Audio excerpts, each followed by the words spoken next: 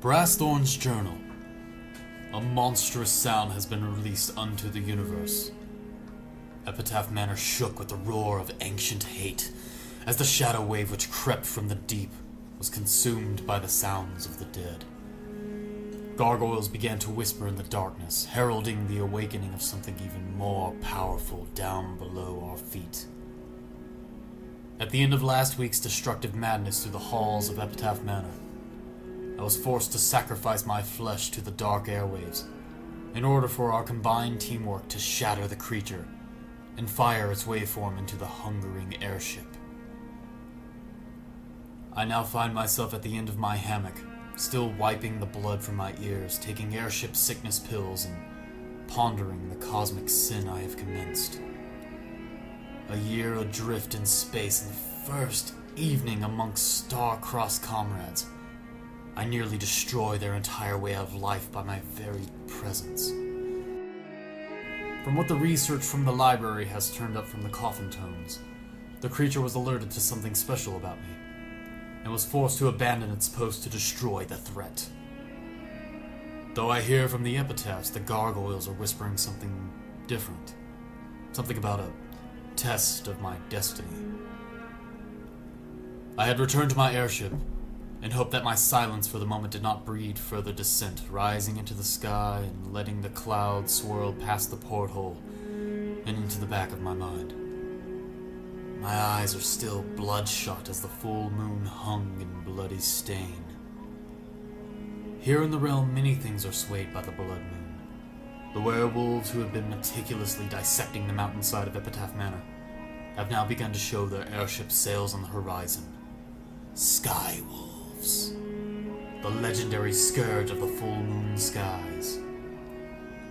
During the embrace of the blood moon, they rescinded their advances on the manor, but the air was not silent that night. The air was filled with howling of ancient tongues, calling to the crimson sphere, old songs passed down from the long dead.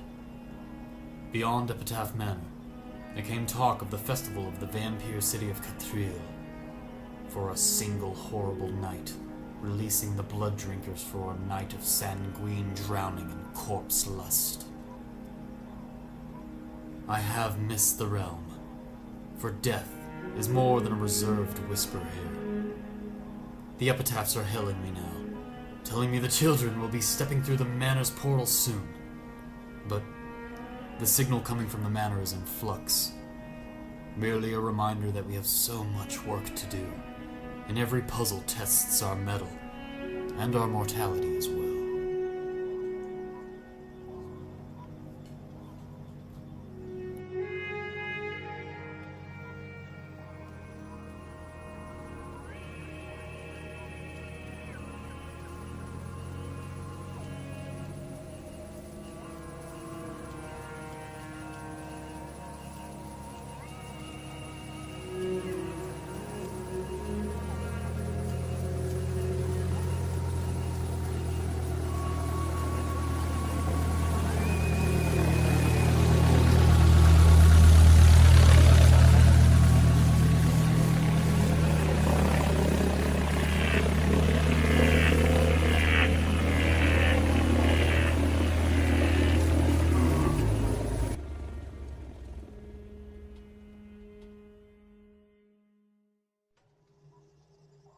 Epitaph Manor.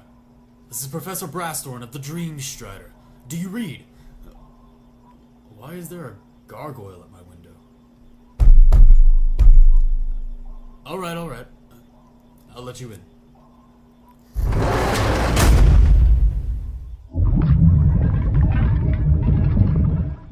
I don't speak gargoyle tongue. Are you going to kill me? This is Epitaph. Dream Strider, do you read? Yes. Why is the drawbridge not lowered? I thought the treaty granted me access to the manor when I have landed. I'll explain when you're inside. I've dispatched a gargoyle to escort you to the secret door. Hope you don't mind dangling from gargoyle claws for a bit. I don't think this gargoyle can hold me. I'll see you soon.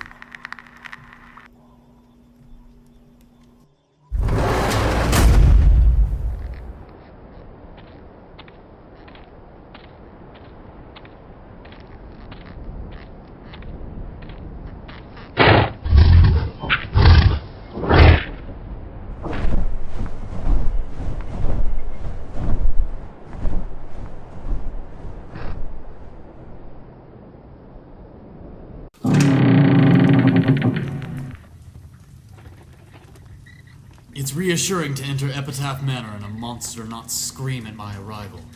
Finally, I have a moment to take in the splendor of this place. Gargoyle, you are lucky to live here. Professor, over here, in the shadows. Lord Epitaph, pleasure to see you again. Where's the lady? She's greeting the children. They just arrived back from their grandmother's house on Earth. Come, I'll give you a quick tour through the grand hollowed hall on our way to the portal chamber. There are so many portraits in this hall. Do you know whom they are? Just how long has this manor stood? Presumably thousands of years, but that could be an exaggeration. If that were true, then this hall would be insufficient to hold that many portraits. Indeed. So which ones do you know? I know them all. These are ones that have had a bit more significance than others to the impact of the manor's history. Autio is this odd fellow's name. He was heralded as the greatest architect of his time. He pushed the manor into its modern vision. I have noted the aesthetic of this manor spans all times. This one is Commodore William Gautiot. He was responsible for helping the Ascended Lands rise up from the ashes. Looks like a stout fellow. What happened to him? Die in battle or old age? May I introduce Baroness Bathora, Queen of the Bloody Temple Crusades. She had him for lunch. She ate him? To ascend a ruler of the manor. Not a vampire, but her bloodlust is legendary.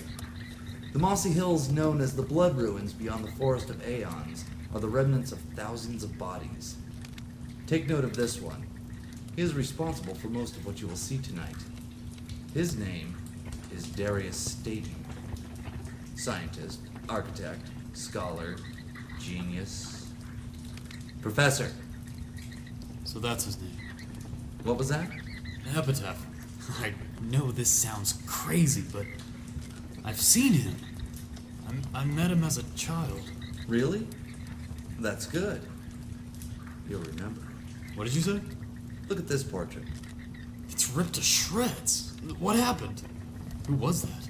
I won't bore you with a name, but he was the last owner of the manor before me. He upset the gargoyles. What did they do? They drug him below into the alcoves, bloody and screaming. Sometimes, if you stand on the parapet on a quiet night, you can still hear him scream.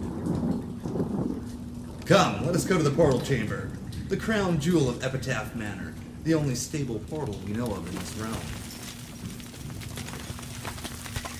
This is the grand hollowed hall of the west wing of the manor. Down this way lies the cauldron parlor, the arcane laboratory, skeleton passageway, and at the end leads down to the portal chamber. When the manor isn't reacting so defensively, I'll be sure to give you a more thorough tour. But time is of the essence now, Professor, and we must make this brief. The manor has begun shutting down itself and changing passages to confuse intruders and wandering spirits. Even our dear wordsmith has been locked inside the library study. We have dispatched a gargoyle to locate and tend to his well-being while he works. Now then, Gargoyle, if you please, the door.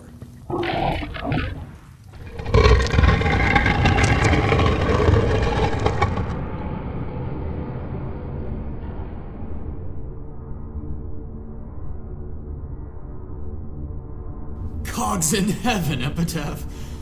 You told me you had 6 children, but it's different once you're surrounded by them. Good evening, Professor. Good to know you've healed well. These are the children, portal travelers and heirs to our legacy. It's such a pleasure to finally meet you all. I am Professor Brasthorn. Good evening, Professor. My name is Daichi. I am Blair. Nice to meet you. Good evening, Professor Brasthorn. My name's Josie. Hello, my name is Brandon. And these two are Arthur and Alex. Seems the grand equation has yielded some wonderful variables from you both. After all these adventures, I am honored to share this moment with the Epitaphs. Look at these jack-o'-lanterns we made, Mom. They talk to each other and move. Still a bit weird, though, and I think one of them has escaped. Those are lovely little creations, children. Your magical prowess is growing every night. Now that you're back from the portal, you should go unpack and get ready for bed. And don't forget to feed the hellhounds. Your father and I have some things to take care of with the professor tonight. Aw, Mom! Off you go.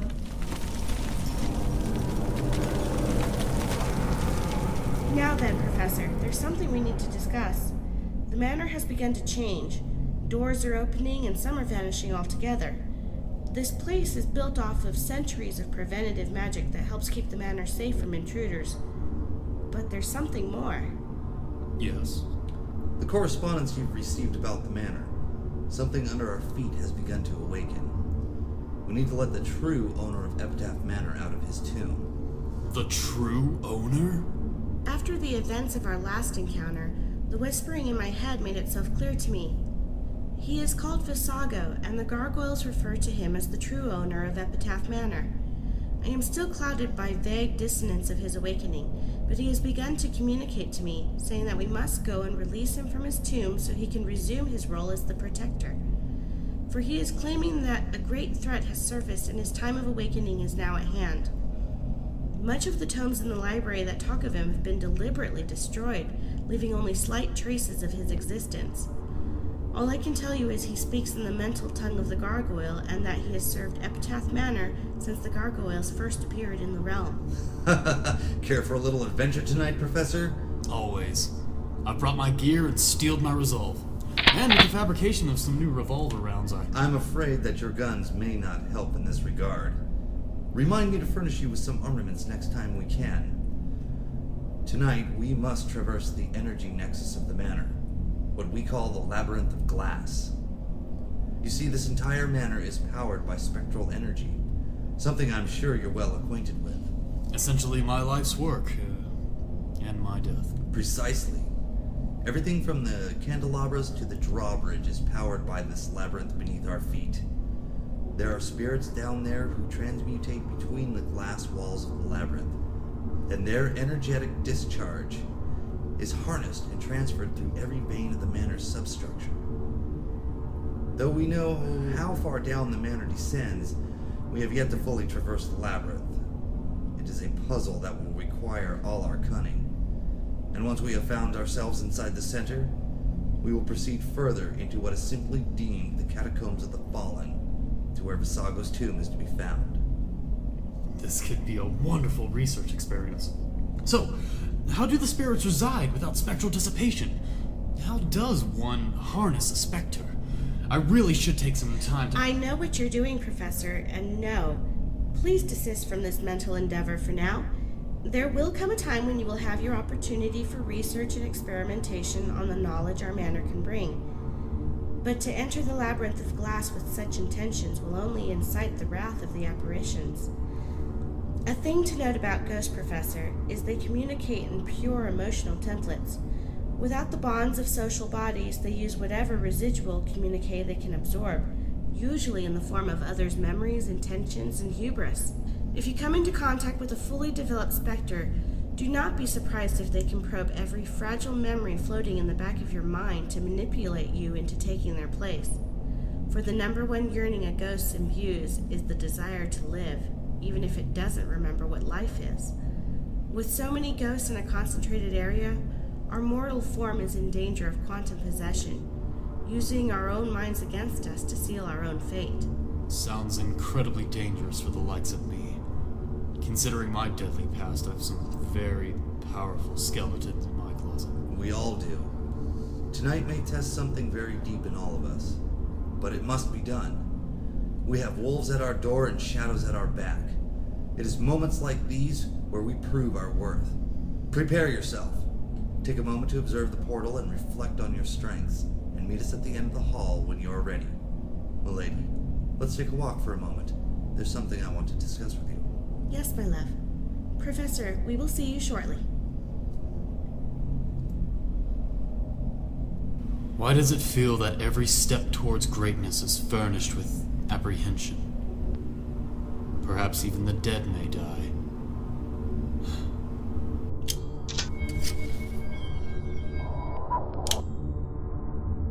Time to go haunt the haunted.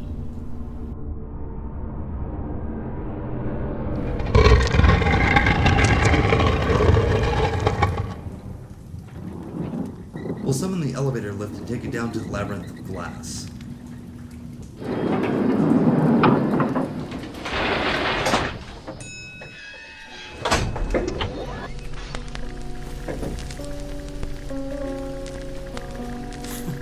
Nice touch.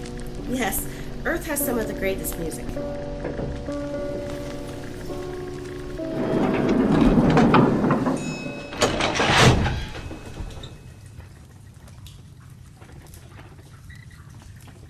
This door opens to the lower levels. The sigils carved around the door are basically spirit seals similar to the ones in the ballroom.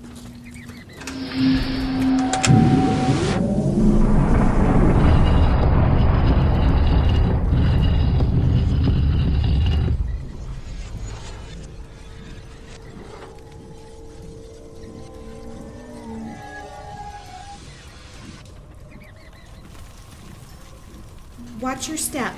From this precipice, we can overlook the substructure of the manor. Below us is the labyrinth. We're going to have to take note of the turns and byways of the cortex. Avoid the dead ends at all costs. Our goal is to make it to the core and activate the central Rosetta. It should take us down to the catacombs of the fallen. How do we do that? I'm afraid this is all new territory for us, Professor. Much of Epitaph Manor has not been explored. Even the mildest excursions into the unknown sanctums require vast preparation and research from the library. We know that there are roughly 27 levels to this manor, and we have covered only a few. This area will require all of us to make it through. Even with the powers at my disposal, traversing this labyrinth alone would be suicide. Rising to the honor of Lord took just as much luck as it did skill. However, with the lady at our side, I'm still confident we can make it to the tomb. We have no choice but to prevail. Down this stairwell lining the wall. Let us begin. So what is our strategy? Stay close. Avoid gazing too deeply into the mirrors. Use minimum lighting. Double back only if absolutely necessary. Keep our senses aware to even slight variations of temperature or sound. Walk swiftly, and most importantly, do not converse with the spirits within. If we can keep our wits and remember our path, we can make it to the central Rosetta. The labyrinth is known to shift and reveal hidden passageways based on our responses. Keep a very open mind. It will be the only way we can survive this. Gentlemen?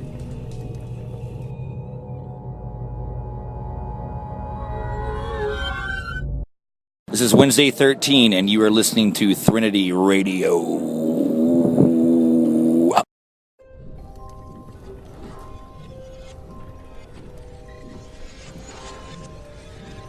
My lord? Lady Epitaph?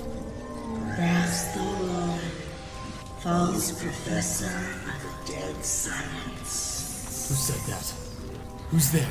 Plague doctor who cures nothing. Blood stealer. How do you know about that? Show yourself.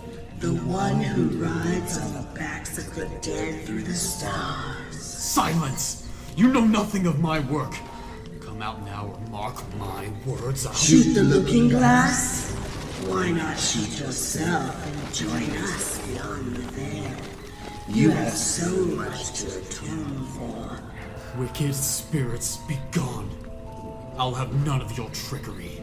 Professor? Lady Epitaph! Oh, what a relief. I became lost here in the Labyrinth of Glass. I must have taken a wrong turn in the dark. Your memories are rotting with corpses. You are a threat to my children, and even the manor says you should die. Why won't you die, Professor? The spirits you've helped consume won't rest until you set things right with the universe. Please, just end your wretched life. Come and sleep with the ghosts. Lady Epitaph? Do you really mean that? Look, I didn't mean for anyone to die at my hand. I wanted to do good in the world. Hear the song of the universe from every portal. But the blood won't come out from under my fingernails now. I must wear these gloves. My airship started whispering in my head after the first one. And in my restless dreams, it's almost a scream now. She has to feed. I have to feed her. I have to stop the screaming. Put the gun to your head. Leandra says it will be over soon.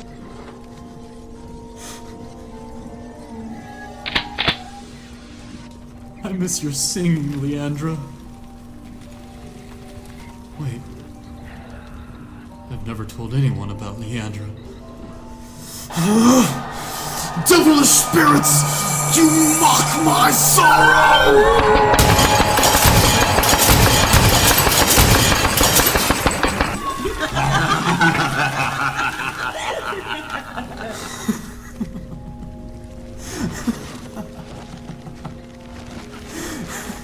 You know, you're absolutely right.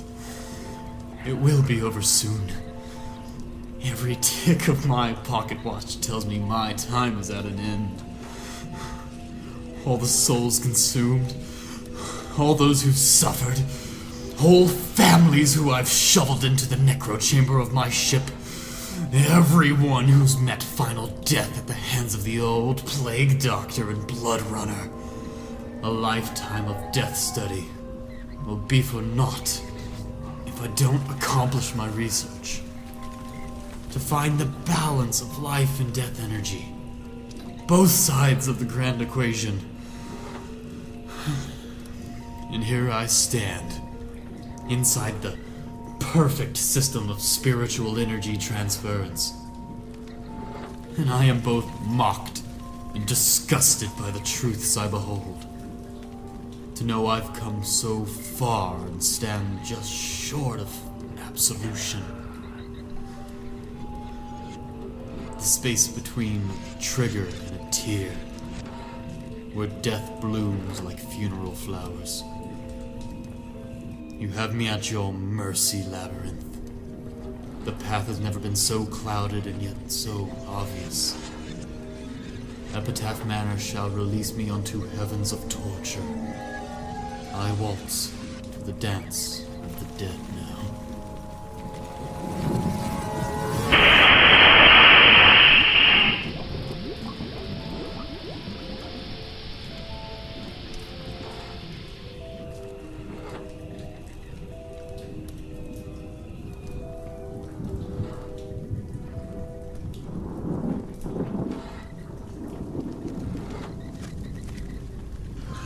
If it isn't the Lord of the Manor, Epitaph. Ghosts of the Manor should hold to their deeds. Now let me out. And puppets of the Reaper should do theirs. Obey! I can send you to him one by one.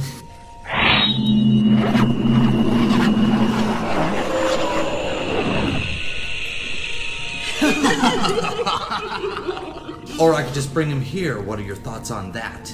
Go ahead. You think a ghost fears him? How do you think we got here? Besides, releasing us would mean you would have to open your own doors, heat your own rooms. You do not have trepidation about the Reaper? Do you? Of course not. Why would I? I faced him, stabbed him. He can take it all away. The legends, the sword, leaving you just a petty rogue again. A petty rogue? I was more than that before I was drugged to the Reaper's gate. And you rely on that sword too much. It gives you the advantage. How dare you! I rely on my skill and training. Advantage. A sword that only you can touch. A sword that can take very souls just by holding it. Charlatan! I will tear this labyrinth down if you do not show me the way out. Go ahead, Lord Epitaph. Destroy every monolith of glass. Release every spirit. You will still decay and then become one of us. I will not! I will hew a trench through you and every glass palisade that stands between me and the center of this madness. The Manor won't let you achieve that task. I know that the manor is, in a sense, a living thing, but what is your meaning? If the manor wants you somewhere, it will put you there, and there you will stay. Your wordsmith found this out. You are too proud to have that sword. Too proud and vain that you wield a power you think is unequaled. You forget that you still live. What would happen if you fell on your own sword? Nothing. Even though it is the blade of the grave, its base is still metal. Will it cut you? Would you survive being run through with it? Will you? It is still just a blade. If someone else were to hold it, it would still be a sword. It would still be an instrument that kills. Even me. Fall on your sword! Fall on your sword! Fall on your sword! I will not. I have been reminded that this sword was a gift. A gift not to be used just for my own gains. Not for an advantage over the world. I have depended on it too much. I need only use it in dire situations. It was my skill that brought me up from where I began, so it is skill that will take me from here on. That is why you are Lord of the Manor.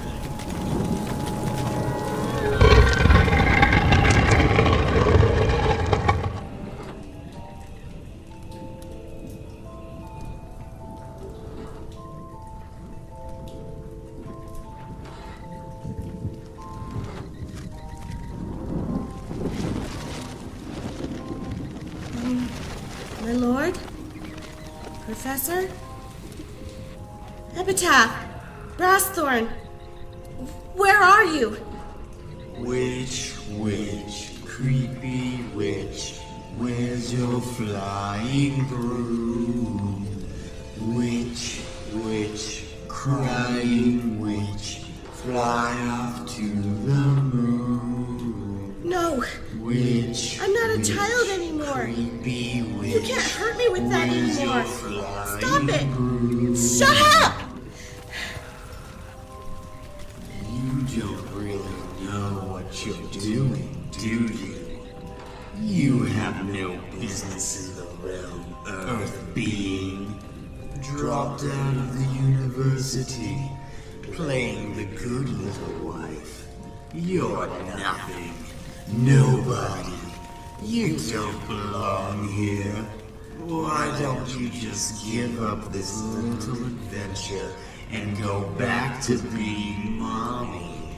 Stop it! We know what you're really afraid of. All alone, all alone. All alone and nobody home. Your Lord Epitaph being fed upon by worms. Your children's corpses decaying in the ground. The Great Witch all alone and going crazy. It hurts feeling so much, doesn't it? You want the pain to end? Look on the floor, lady. A piece of glass will work. Just a quick slice and the pain will go away. No. I won't do that. Never again, I promised. You're just tempting me. Trying to get me to quit this venture. I am better than that. If I lose everyone to death, then so be it. But I know the future you spirits are showing me in the mirrors is not the real future. I can face death, I know I can. And what of your greatest fear, witch? I can face loneliness. I can be alone. I can be alone. You will be, but not yet. The glass before you can now be past, lady. You may find your companions at the center of the labyrinth. May? If they succeed.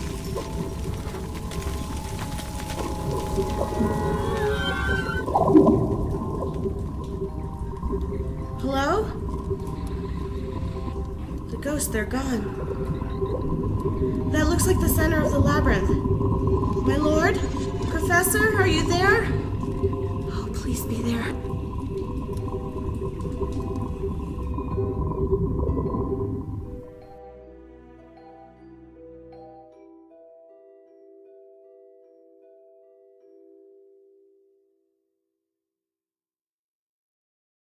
Hello, stink beasts! You're listening to Threnody Radio. Obey the fist!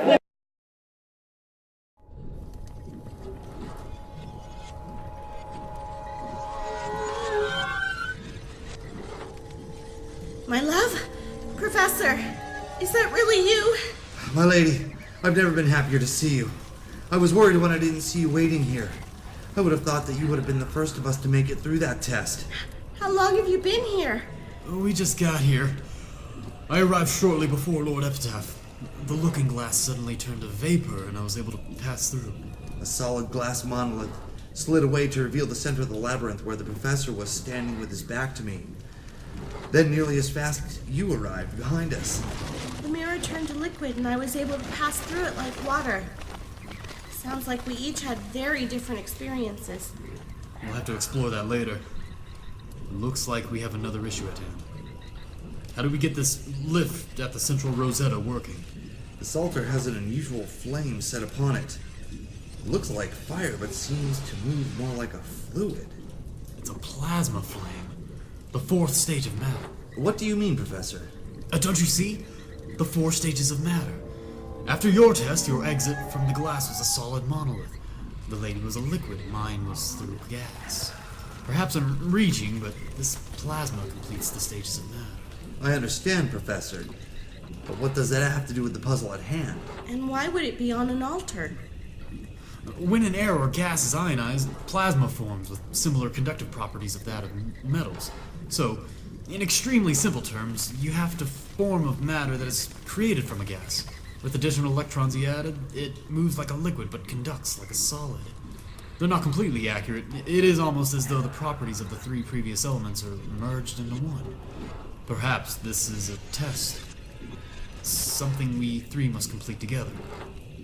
Lady Epitaph, is there any significance to this altar? Most of the time, an altar is used for sacrifice or sacrament. Based on the age of the stonework, I would think this altar was created in a time where the magic would require a blood sacrifice. I didn't bring anything to cut flesh with. To use my sword would be most disastrous. And I only brought my sidearm. There must be a way to try this blood sacrifice theory of yours, Lady Epitaph. Perhaps plasma is a key. Some forms of plasma are used to cut. If we were just to touch it... Don't! Ah!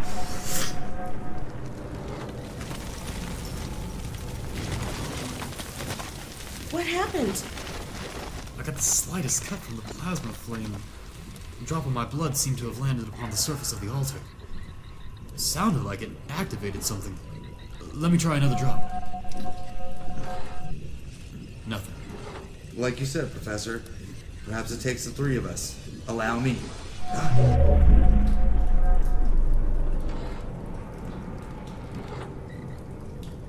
And now you, my love.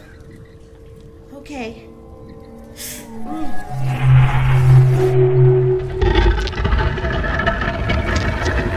Did it! The platform is descending. Professor, I hope you don't think that every visit to our manor will require you spilling your own blood. Yes, even the concept of a sacrifice of 3 is powerful magic. A drop of blood is a small price to pay for what I feel we have gained tonight. What is that? Insight into something even deeper than the manor. Ourselves.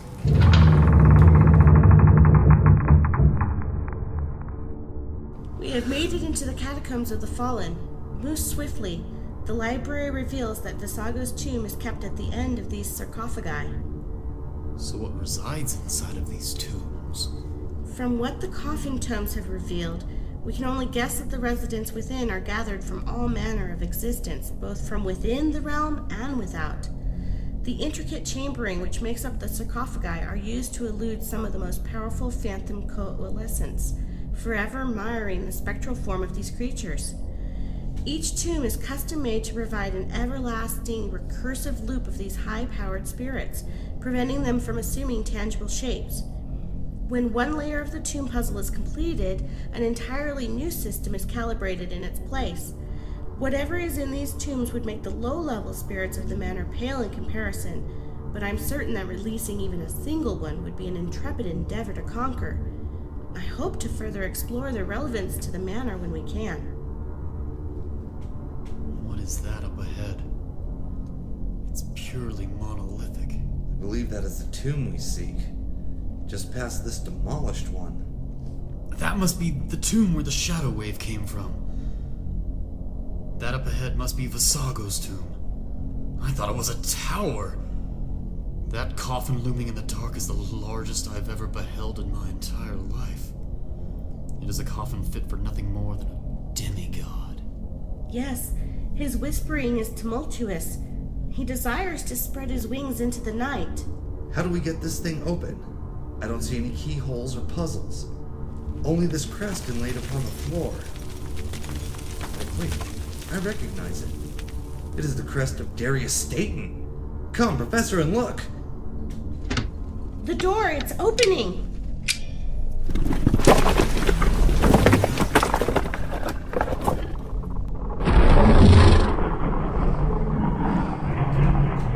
It's enormous.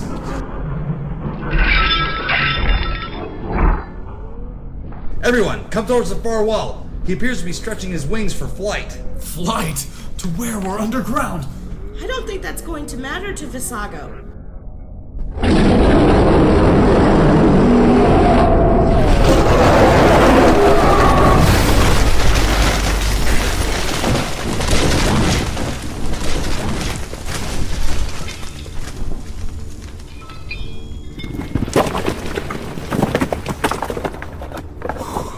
Well, the moon is awfully bright this evening.